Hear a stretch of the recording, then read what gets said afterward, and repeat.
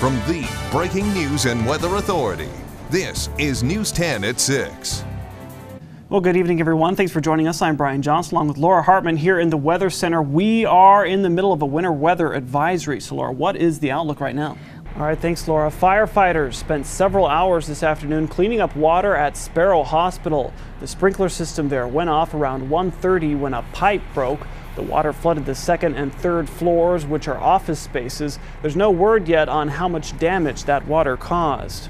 Well, you've heard of the phrase third time's a charm, but how about the eighth time? Well, Mayor Verge Bernero is going to give his eighth State of the City address to Lansing residents tomorrow, but this year he may not be his normal self. News 10's Alyssa Fensky explains. The speech will be at the Old Train Depot. That's where the Board of Water and Light's new cogeneration plant is. It starts at 7 o'clock right here on WILX, and we will, of course, stream that on WILX.com. Now, if you plan on attending in person, the mayor suggests getting there early. Well, a man is dead tonight after a car crash in Isabella County. The Sheriff's Department tells us Jeremy Caldwell was headed north on Isabella Road around 3 a.m. when his car crossed the center line, hit a ditch, and rolled multiple times. The 35-year-old was thrown from his car, and police pronounced him dead at the scene. No one else was involved in that crash, and the cause of that crash is under investigation. Well, Michigan lawmakers are considering legislation that would reduce the number of hours they spend on the job. Rather than working full-time, a bill proposes lawmakers would only work 90 days a year. Now, supporters of the idea say there's no reason they can't get their work done in fewer days with fewer dollars. Critics, including Governor Snyder, say that the demands of lawmakers requires a full-time attention from legislatures.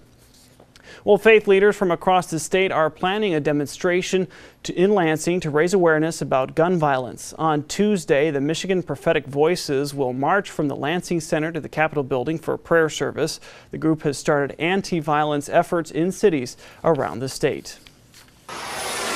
Well, a massive fire swept through a nightclub in southern Brazil early today. The blaze killed more than 200 people, making it possibly the world's deadliest nightclub fire in more than a decade. Tonight, Duncan Golestani reports from London.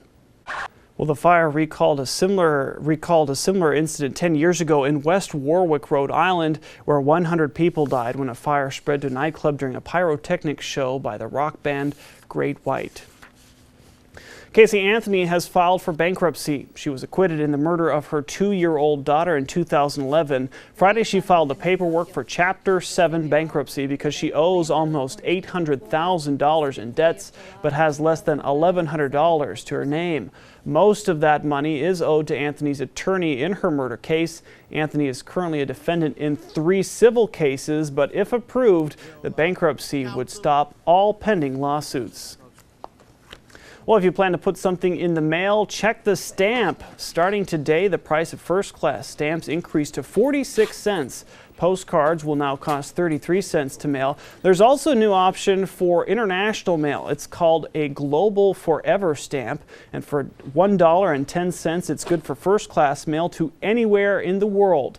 And also, the price for priority mail is increasing, but now comes with free tracking. When we continue on a Sunday night, meteorologist Laura Hartman is back. Check out the snow outside. She'll tell you what you can expect in your morning commute and in the new hour-by-hour forecast coming up next. Now, your hour-by-hour forecast from the Weather Authority. Well, if you plan on traveling this evening, take it slow. It is definitely very ugly out there. It is. This radar is not looking pretty outside, but so it looks like we're back to winter for Groundhog's Day. A very busy week. Very busy week, very active. You want to stay tuned to those updates. We'll have more coming up at 11 tonight. All right, thanks, Laura. Hundreds lined up to meet their favorite Disney star today. We'll catch up with Zendaya and find out what question her fans always ask her.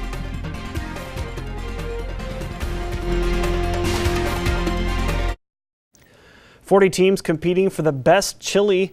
Jackson's Chili Cook-Off was packed at the Jackson County Fairgrounds today. The Cook-Off has categories for professionals and hometown cooks. A $250 prize went to the judges' favorites. And boy, was it good.